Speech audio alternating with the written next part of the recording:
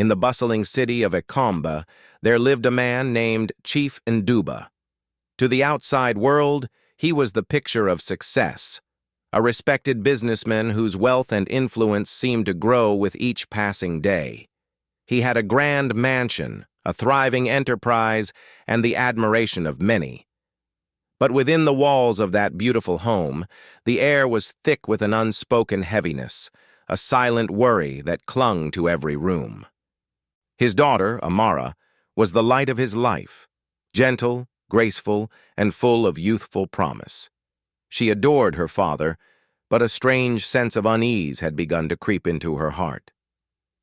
Chief Nduba often sent her on errands for his business, tasks that left her feeling drained and weary. She noticed a disturbing pattern. The people she met on these errands, the contacts her father sent her to, often faced bizarre strokes of misfortune soon after. A business would fail, a family would fall into ruin. Amara couldn't connect the dots, but a deep-seated feeling told her something was terribly, fundamentally wrong. One evening, as she walked past her father's study, the door slightly ajar, she heard his voice, a tense, hushed whisper into the phone. The words she caught sent a chill down her spine. He spoke of deals, of prices, of consequences. It was a language she didn't fully understand, but the tone was unmistakable. It was the sound of a man trading something precious for power. In that moment, a horrifying realization began to dawn on her. Her father. Success wasn't built on hard work alone. It was built on a dark foundation, a cost paid by others, a cost that had been silently poisoning their family for years. From that night on, Amara changed. Her easy laughter faded, replaced by a constant gnawing anxiety. She was living in the shadow of a secret she couldn't name, carrying the weight of a fear she couldn't articulate. The joy she once found in her life was gone, replaced by a perpetual sense of dread. A few months later, the burden of his choices began to visibly crush Chief Nduba. The once confident businessman became a restless, haunted figure. He paced the halls of his mansion through sleepless nights, his eyes wide with a terror only he could see. He muttered to himself, consumed by regrets that played out in his mind like a relentless film. He looked gaunt, anxious, and terrified of his own shadow. Amara, seeing his torment, tried to reach out. "Father, what is it? Please talk to me," she would plead. But he would flinch away, his face a mask of shame and despair. "I've made mistakes, Amara," he'd whisper, his voice cracking. "Mistakes that can't be undone." He couldn't bear to look her in the eye, unable to face the innocent daughter he had unknowingly entangled in his dark affairs. The distance between them grew into a chasm of unspoken pain, leaving them both isolated in their shared home. Desperate and heartbroken, Amara finally confided in her mother Ngozi. She poured out her fears, her fragmented memories of strange errands, the chilling phone call she had overheard. As she spoke, Ngozi's face grew pale with a dawning horror and recognition. She had suspected things were not right for a long time, but had pushed her worries aside, choosing to believe in the man she loved.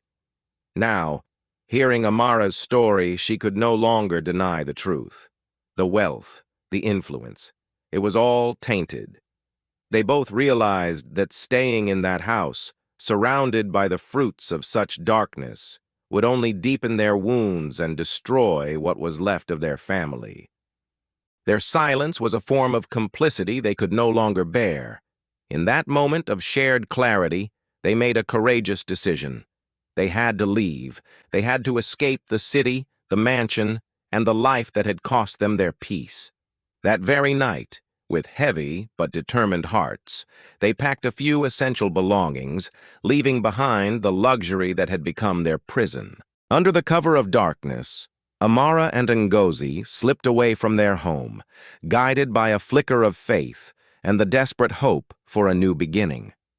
Their journey led them to the outskirts of town, to a small, humble church where they were welcomed by Pastor Ikenna. He was a kind, wise man whose eyes held no judgment, only compassion. He listened to their story, offering them not just shelter, but a sanctuary for their wounded souls.